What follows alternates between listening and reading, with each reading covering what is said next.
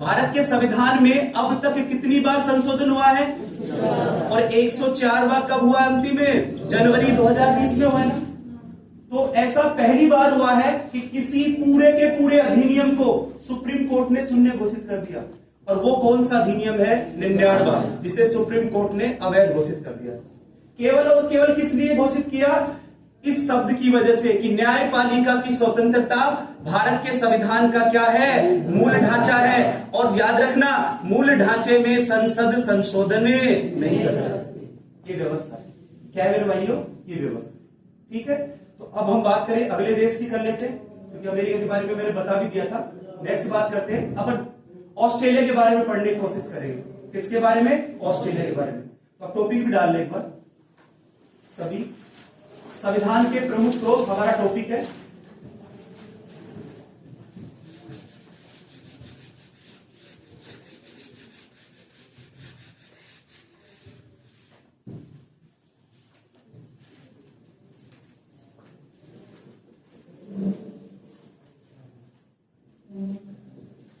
Australia कि Australia के संविधान से क्या क्या चीजें भारत के संविधान में शामिल की थी, तो एक बार लिख ले आप लोग। समवर्ती सूची, समवर्ती सूची, प्रस्तावना की भाषा, प्रस्तावना की भाषा, केंद्र राज्य संबंध, उसके अलावा व्यापार वाणिज्य में समागमता की स्वतंत्रता, और अंतिम है संयुक्त बैठक की व्यवस्था। और ये जो संयुक्त बैठक की व्यवस्था का प्रावधान है, ये हमारे संविधान के अनुच्छेद 108 में इसका उल्लेख किया गया है। ये 4-5 बातें जो हमने ऑस्ट्रेलिया के संविधान से भारत के संविधान में शामिल की। समवर्ती सूची, कॉन्करेंट लिस्ट, प्रस्तावना की भाषा, केंद्र राज्य संबंध, वाणिज्य व्यापार में समागमता की स्वतंत्रता, संयुक्त बैठक की व्यवस्था, संयुक्त बैठक व्यवस्था या संयुक्त बैठक की व्यवस्था, अनुच्छेद 108 ब्रैकेट में लिख लेना। अभी एक शब्द को समझने की कोशिश करेंगे हम लोग।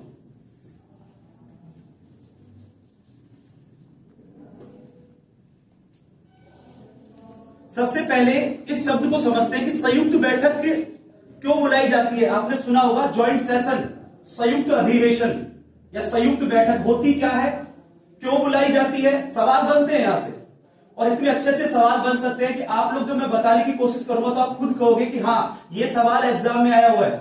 और सवाल कैसे बनते हैं?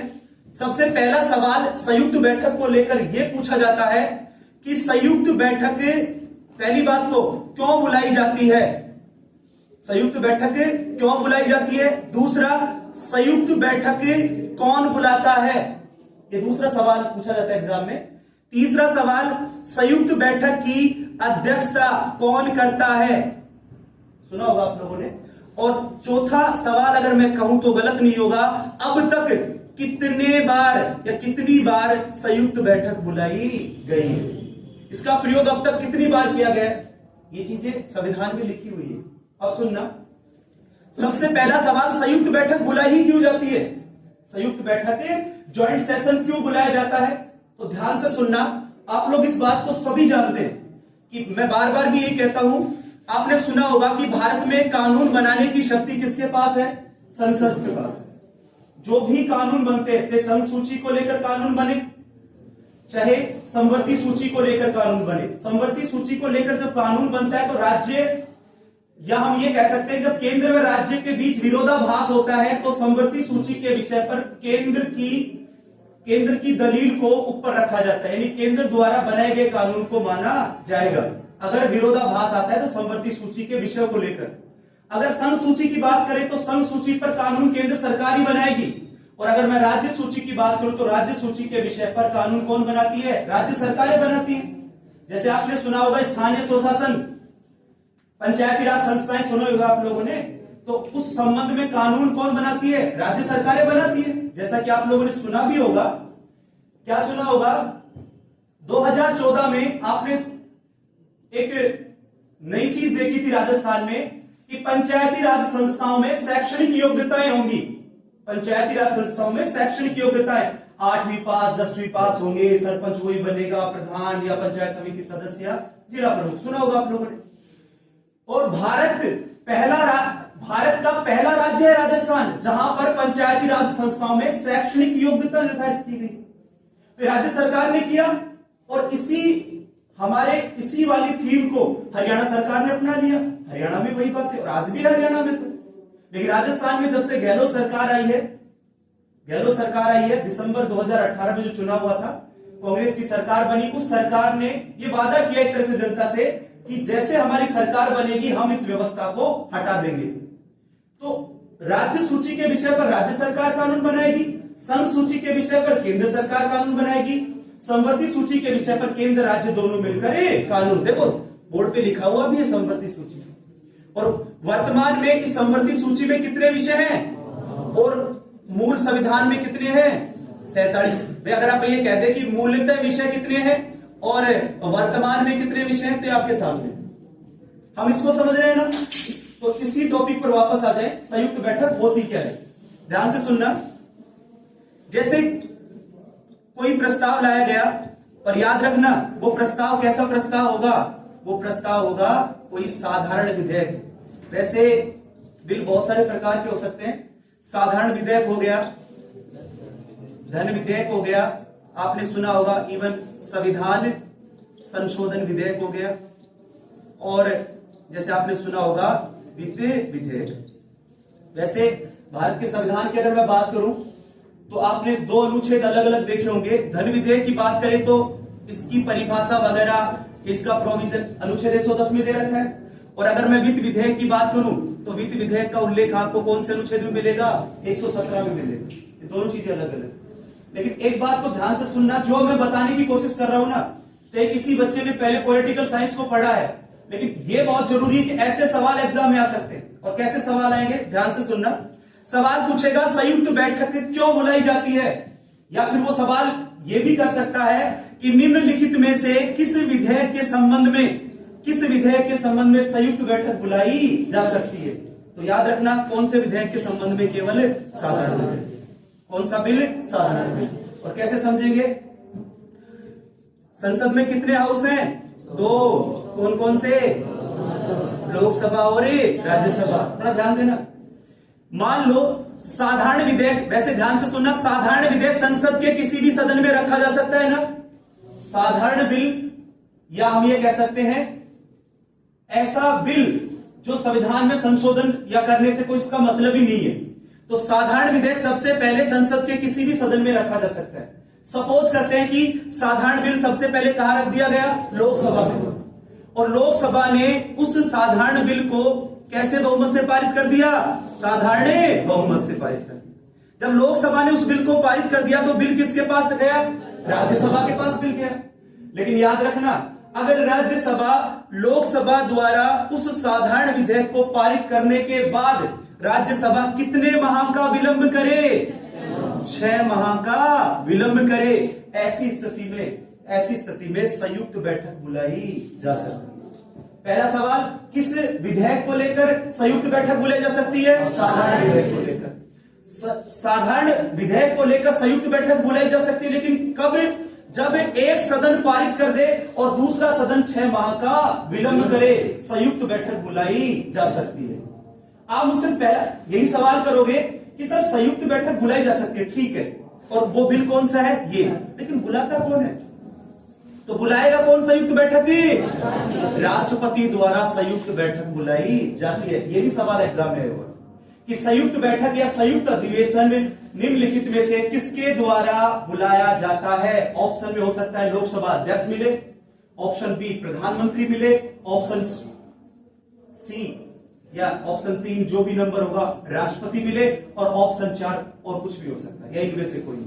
तो याद रखना, संयुक्त बैठक साधारण विधेयक को लेकर बुलाई जाती है। ये जरूरी नहीं पारित हो जाएगा, कोई मतलब ही नहीं है ना, क्यों बुलाई जाएगी चाहिए संयुक्त बैठक, लेकिन अगर अटक जाता है यानी दूसरा सदन उसे 6 माह में पारित नहीं करे तो ऐसी स्थिति में राष्ट्रपति संयुक्त बैठक बुला सकता है। बात समझ रहे हो क्या? तीसरा सवाल कि साहब संयुक्त बैठक की अध्यक्षता करेगा कौन? तो शाबाश, कौन करेगा? लोकसभा अध्यक्ष, या जिसे आप लोग क्या कहते हैं, स्पीकर। बात सही है ना? लेकिन एक बात सुन लेना, हमारे संविधान के किस अनुच्छेद में ये लिखा हुआ है कि लोकसभा अध्यक्ष, लिखा हुआ है ये लोकसभा अध्यक्ष संयुक्त बैठक की अध्यक्षता करेगा? तो ये इसमें नहीं लिखा, इस वाले अनुच्छेद में नहीं लिखा अध्यक्षता करने वाली बात, ये लिखी हुई है अनुच्छेद 118 के खंड 4 में। और ध्यान से सुन लेना, कई बार जो टीचरों द्वारा पढ़ाया जाता है वो क्या पढ़ाया जाता है कि जब लोकसभा अध्यक्ष अनुपस्थित हो तो संयुक्त बैठक की अध्यक्षता कौन करेगा? जब लोकसभा अध्यक्ष अनुपस्थित है तो संयुक्त बैठक की अध्यक्षता लोकसभा अध्यक्ष करेगा। सही बात है ना भाई, लोकसभा अध्यक्ष करेगा जब लोकसभा अध्यक्ष संयुक्त बैठक की अध्यक्षता नहीं कर पा रहा है। तो अगर यह भी अनुपस्थित है तो ऐसी स्थिति में कौन करेगा? तो ऐसी स्थिति में करेगा राज्यसभा का उपसभापति। शाबाश, राज्यसभा का उपसभापति। अगर यह भी नहीं है तो ऐसी स्थिति में यह तय करेगा कि जो संयुक्त बैठक, मतलब समझे, ये सदन और ये सदन दोनों एक जगह इकट्ठा हो जाते हैं। मतलब जैसे वो क्लास लोकसभा है, ये क्लास राज्यसभा है, और संयुक्त बैठक बुलाएगी तो उस क्लास को इस क्लास में बिठा दिया जाएगा, फिर वो बिल रखा जाएगा। बिल अगर वो बहुमत से पारित हो जाता है, वो बहुमत से यानी आधे से अधिक सदस्यों से वो पारित हो जाता है, तो उसे कानूनी रूप दे दिया जाएगा। और ये स्वाभाविक बात है कि बिल जरूर पारित हो जाता है। क्यों हो जाता है? क्योंकि लोकसभा में मान लो कितनी सीटें हैं और आपकी राज्यसभा में कितनी है, दोनों को जोड़ लो, आधे का भाग दो, इतनी तो मोदी सरकार के पास पहले सीटें हैं, तो साधारण बिल को आराम से पारित करवा देगा। दोनों को जोड़कर 2 का भाग देना, इतनी सीटें तो अकेलों के पास होगी, उनके गठबंधन एनडीए के पास होगी, 350 सीटें तो है एनडीए के पास। तो याद रखना, क्या बात याद रखेंगे? संयुक्त बैठक साधारण विधेयक की वजह से बुलाया जाता है भाई साहब। दूसरा, राष्ट्रपति संयुक्त बैठक बुलाता है। तीसरा, संयुक्त बैठक की अध्यक्षता लोकसभा अध्यक्ष करता है। और आज तक के इतिहास में 3 बार संयुक्त बैठक बुलाई गई है। और वो कब कब बुलाई गई है संयुक्त बैठक? 1961 में, 1978 में और 2002 में। यानी अब तक संयुक्त बैठक कितनी बार बुलाई गई है? 3 बार। बात समझ रहे हो क्या? ऐसे सवाल आ सकते हैं, ऐसे सवाल एग्जाम में पूछे जा सकते हैं। दूसरा मेरा सभी से सवाल है, सवाल मेरा यह है कि धन विधेयक सबसे पहले किस सदन में रखा जाता है? लोकसभा में। आंसर तो सही दिया आप लोगों ने। धन विधेयक सबसे पहले किस सदन में रखा जाता है? आपने कहा लोकसभा। लोकसभा में धन विधेयक सबसे पहले रखा जाता है साहब। मैं कहूंगा क्यों लोकसभा में क्यों रखा जाता है? लोकसभा में ही धन विधेयक सबसे पहले क्यों रखा जाता है? कभी आपने सोचा ही? भाई रटा, आपने रटा, अपने भी रटा। क्या रटा? केंद्रीय मंत्री परिषद सामूहिक रूप से लोकसभा के प्रति उत्तरदायी होता है। लोकसभा में जिस पार्टी को बहुमत मिलता है, बहुमत दल का नेता वो पार्टी चुनती है और बहुमत दल के नेता को राष्ट्रपति प्रधानमंत्री पद पर नियुक्त करता है। क्योंकि भारत में प्रधानमंत्री नियुक्त होता है, अपॉइंट किया जाता है। और किसको अपॉइंट किया जाएगा? जिस पार्टी को उस चुनाव में बहुमत प्राप्त हुआ हो। ऐसा ही तो पढ़ते हैं ना हम लोग, सही बात है ना? लेकिन आपसे कोई सवाल कर ले, क्योंकि ये जरूरी नहीं है कि हम लोग कंपटीशन में फाइट कर ले और उसके बाद हमसे कोई सवाल जवाब ही नहीं कर सकता। हो सकता है जिस डिपार्टमेंट में हम लोग जा रहे हैं वहां सवाल हो सकते हैं, आपस में बैठ सकते हो आप लोग। हो सकता है किसी के दिमाग में आ जाए, कहते कि यार वो धन विधेयक जो है ना, मनी बिल जो है, वो सबसे पहले लोकसभा में रखा जाता है। और सामने वाला कहे क्यों रखा जाता है? आपने तो क्यों रखा जाता है? शाबाश, कोशिश करो बताने की बात। उत्तर छुपा हुआ है आपके इसी सवाल में, तो इसका उत्तर छुपा हुआ है। और सवाल का उत्तर क्या है सुन लेना। लोकतांत्रिक देश है, जनता है भाई, सरकार चुनती है। हम टैक्स देते हैं ना, अरे कर देते कि नहीं देते? वो जीएसटी के रूप में दे। और जीएसटी 2 प्रकार से, एक तो होता है सीजीएसटी और आपने सुना होगा एक होता है एसजीएसटी, यानी सेंट्रल और स्टेट वाली। ठीक है, कर देते सरकार को डायरेक्ट एंड इनडायरेक्ट रूप से। हमारे द्वारा जो पैसा दिया जाता है वो कहां जमा होता है? वो जमा होता है भारत की संघ संचित निधि में। ध्यान से सुनते रहना इस बात को। हमारा पैसा कहां जमा हो गया? संघ संचित निधि। और ये जो संघ संचित निधि है ये भारत के संविधान कौन से अनुच्छेद में, संविधान के। जनता का पैसा हमने टैक्स दिया, हमारा टैक्स कहां जमा हो गया, संघ संचित निधि में। अब मुझे एक बात बताओ, जो वर्तमान में सरकार है, मोदी सरकार है, क्या वो घर से पैसे लगाती है क्या, या उसने कंपनी डाल रखी है नोट छापने की, ऐसा कुछ नहीं है ना। हमारा पैसा यहां है और इस पैसे को निकालेगी कौन, इस पैसे को सरकारी तो निकालेगी, लेकिन याद रखना किसकी अनुमति से पैसा निकाला जाएगा, यहां पे ये राष्ट्रपति की अनुमति से निकाला जाएगा। किसकी अनुमति से, राष्ट्रपति। राष्ट्रपति ने कहा कि सरकार एक बिल तैयार करे और वो बिल होता है धन विधेयक। धन विधेयक का सीधा अर्थ हम ये लगा सकते हैं कि उसमें केवल अनुमानित राशि तय की जाती है, कुछ योजनाएं तय की जाएंगी कि उन योजनाओं में सरकार द्वारा 500 करोड़ खर्च किया जाएगा, 1000 करोड़ खर्च किया जाएगा। जो भी सरकारी योजनाएं चलती है वो पैसा, एक बजट तैयार किया जाता है कि भाई ये योजना होगी, ये वैकेंसीज होगी, सरकार इतना टैक्स लगाएगी फलाने फलाने सेक्टर पे, ये सारा का सारा उस धन विधेयक में तैयार कर लिया जाता है। अब उस धन विधेयक को तैयार कर लिया गया किसकी अनुमति से, पूर्व अनुमति से, राष्ट्रपति की पूर्व अनुमति से। और उस धन विधेयक को सबसे पहले कहां रख दिया, लोकसभा में। अब मुझे बात बताओ, क्या लोकसभा जनता का सदन नहीं है क्या, जनता का सदन कहा जाता है ना लोकसभा को, अंग्रेजी में कहते हैं ना हाउस ऑफ पीपुल या पीपुल ऑफ हाउस। क्या लोकसभा जनता का सदन नहीं है क्या, है ना, बिल्कुल सदन है। कैसे, मुझे एक बात बताओ, क्या आपने आज तक राज्यसभा के सदस्यों के चुनाव में भाग लिया है क्या, इस क्लास में कोई नहीं लिया, वो मैंने नहीं लिया, मैंने लोकसभा के सदस्य के चुनाव में भाग लिया। जयपुर ग्रामीण सुना है आपने, हमारा संसदीय क्षेत्र है जयपुर ग्रामीण, और हमारे जयपुर ग्रामीण से जो सांसद है वो है राज्यवर्धन सिंह राठौड़ साहब, आपने नाम भी सुना होगा, वो दूसरी बार सांसद बने यहां से जयपुर ग्रामीण से। मुझे एक बात बताओ, हमारे इस क्षेत्र में किस चीज की आवश्यकता है, किस योजना की आवश्यकता है, उस योजना के संबंध में लोकसभा में या सरकार के सामने अगर कोई बात रखेगा, क्या हम लोग जाते हैं क्या लोकसभा में, अरे नहीं जाते ना। हमारा प्रतिनिधि चुना है हमने, हमें रिप्रेजेंट करता है, जयपुर ग्रामीण को रिप्रेजेंट करता है वो व्यक्ति जिसको हमने चुना है, वो क्या है, वो पार्लियामेंट का हिस्सा है, लोकसभा का वो सदस्य, जनता ने चुना है ना डायरेक्ट रूप से। और जनता कितने सदस्यों को चुनती है, ये 543 लोग पूरे भारत को रिप्रेजेंट करते हैं लोकसभा में। ऐसा लगता है, ऐसा लगता है, कुछ विद्वानों ने कहा भी ऐसा लगता है कि पूरा भारत एक सदन में इकट्ठा हो जाता है। तो पूरा भारत इकट्ठा होने का मतलब 130 करोड़ जनसंख्या थोड़ी नहीं इकट्ठा हो रही है वहां पे, हमारे द्वारा भेजे गए हमारे जो डेलीगेट है, हमारे प्रतिनिधि हैं, वो हमारा वहां पक्ष रखते हैं। तो मुझे एक बात बताओ, पैसा किसका, धन विधेयक में जनता का पैसा है ना, तो जनता से पूछा जाएगा कि नहीं पूछा जाएगा, जनता को पता होना चाहिए ना। इसीलिए इस जनता वाले सदन पे सबसे पहले धन विधेयक को रखा जाता है। समझ में आ रहा है क्या, क्यों रखा जाता है, क्योंकि पैसा जनता का है साहब, और जनता वाला कौन सा सदन है साहब, फलाना सदन है साहब, लोकसभा है। तो जनता को उसके बारे में पता होना चाहिए कि हाँ ये धन विधेयक है, इसमें ये योजना सरकार लेकर आएगी, उन योजनाओं में इतना पैसा खर्च होगा, ये भाई तुम्हारे सामने, सबके सामने। जैसे लोकसभा उस बिल को पारित करेगी, धन विधेयक को, तो वो बिल किसके पास चला जाएगा, और आप सभी जानते हैं राज्यसभा मात्र कितने दिन के लिए, नाम मात्र समय है, 14 दिन का समय मिलता है राज्यसभा को, क्या तो उसे पारित कर दे या फिर उसे पारित माना जाए। बात समझ रहे हो क्या, ठीक है, समझ में आ रहा है तो ठीक है, नहीं तो फिर आगे हमें पढ़ना ही है, इन चीजों को लिख के भी पढ़ना।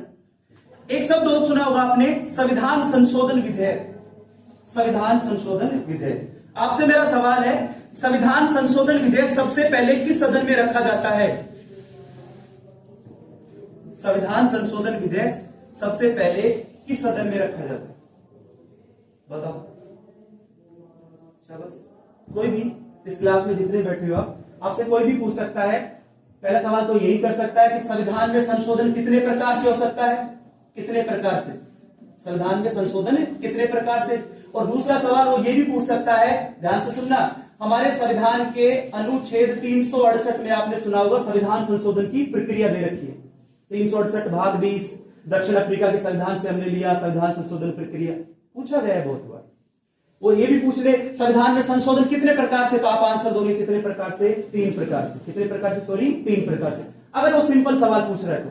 लेकिन मैं आपको याद दिला दूं, अब की बार जो राजस्थान पुलिस का एसआई का एग्जाम हुआ था, एसआई का जो एग्जाम हुआ था, सब इंस्पेक्टर का जो एग्जाम हुआ राजस्थान में, उसमें सवाल पूछा गया है। और सवाल क्या पूछा गया है कि अनुच्छेद 368 में संविधान संशोधन की कितनी प्रविधियों का उल्लेख है, कितने प्रकार का उल्लेख है। अनुच्छेद 368 में कितने प्रकार से संशोधन की बात लिखी गई है। तो याद रखना, कितने प्रकार से? 2 प्रकार से। यानी आपसे कोई सिंपल सवाल करे कि भारत के संविधान में कितने प्रकार से संशोधन हो सकता है, तो आप जवाब देंगे 3 प्रकार से। और अगर आपसे कोई ये कह के सवाल पूछ ले, एग्जाम में आते हैं सवाल कि अनुच्छेद 368 में संविधान संशोधन की कितनी प्रविधि है, तो प्रविधि का मतलब प्रकार, और कितने? 2, विशेष बहुमत से और दूसरा विशेष प्लस आधे से अधिक राज्यों के अनुसमर्थन से। ये 2 चीजें लिखी, एक तो विशेष बहुमत और दूसरा विशेष प्लस आधे से अधिक राज्यों के अनुसमर्थन से। आप कहोगे तीसरा वाला कौन सा है, तो फिर इसमें तो तीसरा है साधारण बहुमत से।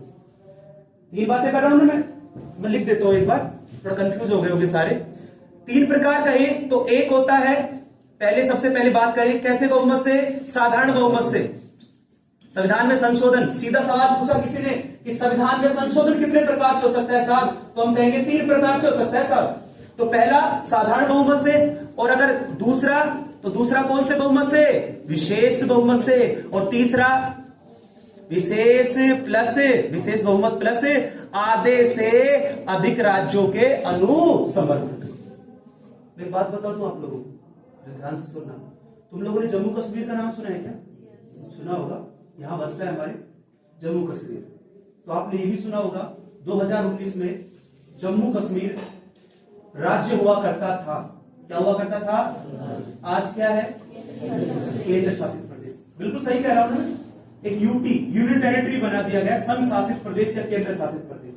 और हम ये भी कह सकते हैं कि जम्मू कश्मीर को 2 हिस्सों में रख दिया गया, एक वो लद्दाख वाला क्षेत्र हो जाएगा, एक जम्मू कश्मीर वाला।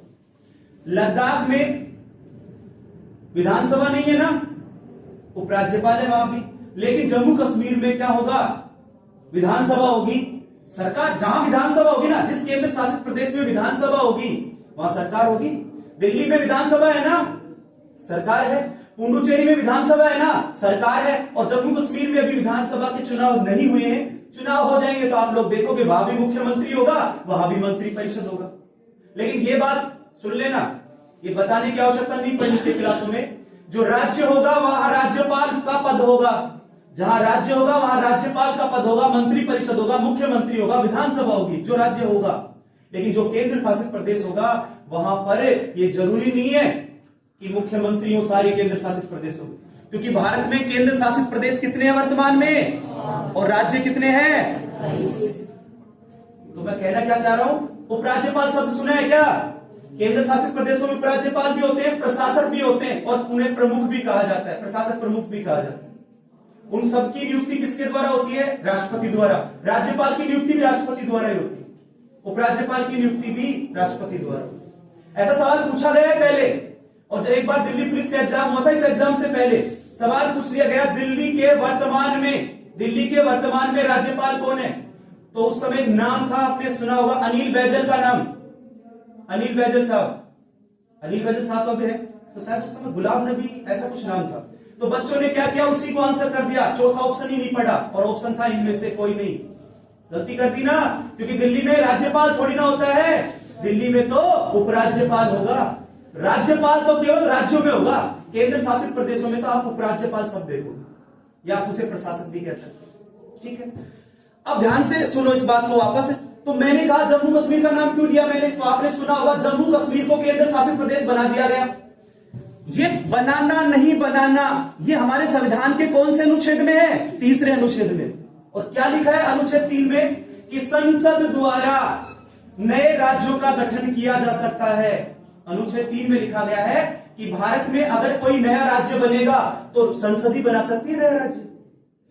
उसमें यह भी लिखा हुआ है कि किसी राज्य को केंद्र शासित प्रदेश भी बनाया जा सकता है, लेकिन यह काम भी संसद ही करेगी। अरे बना दिया कि नहीं बना दिया, जम्मू कश्मीर को राज्य से केंद्र शासित प्रदेश बना दिया। किसी केंद्र शासित प्रदेश को राज्य बनाया जा सकता है, संसद ही कर सकती है। जैसे गोवा केंद्र शासित प्रदेश था ना पहले, बाद में राज्य बन गया, 25वां राज्य बना भारत। समझ में आ रहा है कि नहीं आ रहा? किन्हीं दो राज्यों के बीच अगर भूमि को लेकर कोई विवाद हो जाता है तो उसका निर्धारण, उस क्षेत्र का निर्धारण, जैसे हरियाणा और राजस्थान को लेकर, राजस्थान हरियाणा को, इन दोनों के बीच किसी भूमि क्षेत्र को लेकर विवाद हो जाए तो उसका निर्धारण भी संसद करेगी कि ये क्षेत्र इसका है और ये क्षेत्र इसका है। मेरी बात समझ रहे हो ना?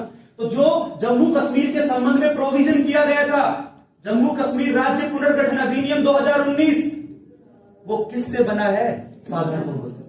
और याद रखना, जो मैं कहने की कोशिश कर रहा हूं, साधारण बहुमत से जो बिल पारित होते हैं ना, वो कभी भी ये नहीं कहलाते, जैसे आपने सुना होगा 101वां संविधान संशोधन अधिनियम, 102, 103 और लेटेस्ट कौन से वाला 104वां, कौन से नहीं कहलाते? इससे नहीं कहलाते। ये जितने भी अधिनियम पढ़े ना 1951 से लेकर 2020 तक संविधान में जो भी संशोधन हुआ है, वो संशोधन कैसे बहुमत से होगा? विशेष बहुमत से होगा, या विशेष प्लस आधे से अधिक राज्यों के अनुसमर्थन से। मेरी बात को समझने की कोशिश कर रहे हो क्या? तो मैंने ये क्यों बात की? क्योंकि मैंने किस वजह से बात की कि जब तक हमें वो नहीं पता होगा ना कि संविधान में कितने प्रकार से संशोधन होता है, अनुच्छेद 368 में संविधान संशोधन की कितनी प्रक्रियाएं हैं, तो जब तक हम इस बात को तो समझ ही नहीं पाएंगे। समझेंगे तो केवल रटेंगे, और रटने से कंपटीशन पास नहीं होता। फिर जाकर यही कहोगे एग्जाम देने आने के बाद कि साहब पता नहीं पढ़ाया तो था, हमने भी पढ़ा था, लेकिन पता नहीं सवाल ही कैसे पूछ लिया, और सवाल उसी का इन्हीं टॉपिक में होगा। और आजकल क्या है, कंपटीशन का जितना लेवल एग्जाम का, जैसे पटवारी है, ग्राम सेवक है, उनमें सवाल का लेवल क्या होगा? सवाल कहेगा निम्नलिखित में से गलत कथन को छांटिए, और 4 ऑप्शन देगा। अब मेरे भाई सुनो, उन चारों के बारे में आपको पता होना चाहिए, उन चारों लाइनों के बारे में, इसमें गलत कौन सा कथन होगा और सही कौन से 3 है। ऐसा सवाल पूछता है ना, वो कंपटीशन का लेवल है। और अगर ये सवाल पूछ ले कि राजस्थान में विधानसभा की कितनी सीटें हैं, तो पढ़ना नहीं पढ़ना बरोबर है मेरे हिसाब से।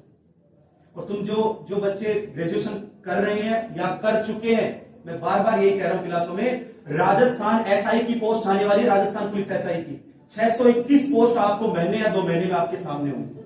और ये पॉलिटिकल साइंस के 15 क्वेश्चन आए थे पिछली बार भी, पिछली बार 15 क्वेश्चन आए थे, 100 में से पॉलिटिकल साइंस के, और सवाल लेवल के थे सारे के सारे।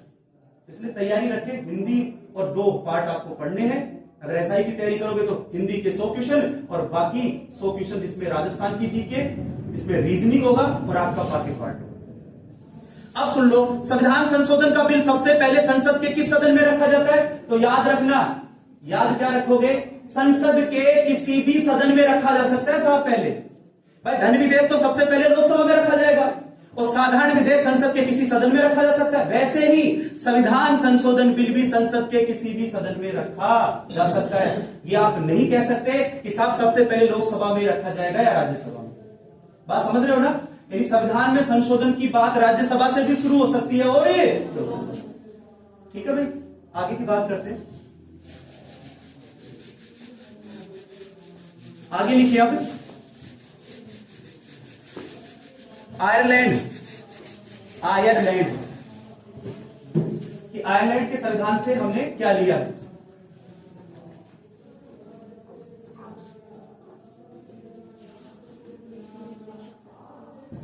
जैसा कि आप सभी जानते हैं, राज्य के नीति निर्देशक तत्व डीपीएसपी, लिखिए राज्य के नीति निदेशक तत्व। और ये जो वर्तमान भारत का जो संविधान है, उसका जो भाग 4 है, उस भाग 4 में डीपीएसपी का उल्लेख किया गया है, अनुच्छेद 36 से 51 तक। भाग 4 और 36 से 51 राज्य के नीति निर्देशक तत्वों का उल्लेख किया गया है। उसके बाद जो दूसरा पॉइंट है वो है राज्यसभा में मनोनीत सदस्यों का प्रावधान। राज्यसभा में जो सदस्य मनोनीत किए जाते हैं, 12 सदस्य नॉमिनेट किए जाते हैं, वो कैसे किया जाते हैं, उनकी क्या प्रक्रिया होती है, वो सारी बातें आयरलैंड के संविधान से, आयरिश संविधान से ली गई है। तीसरा जो बिंदु आता है इसमें, उसमें है राष्ट्रपति की निर्वाचन पद्धति, यानी राष्ट्रपति का चुनाव किस पद्धति से होगा? आनुपातिक प्रतिनिधित्व की एकल संक्रमणीय मत पद्धति द्वारा राष्ट्रपति के निर्वाचन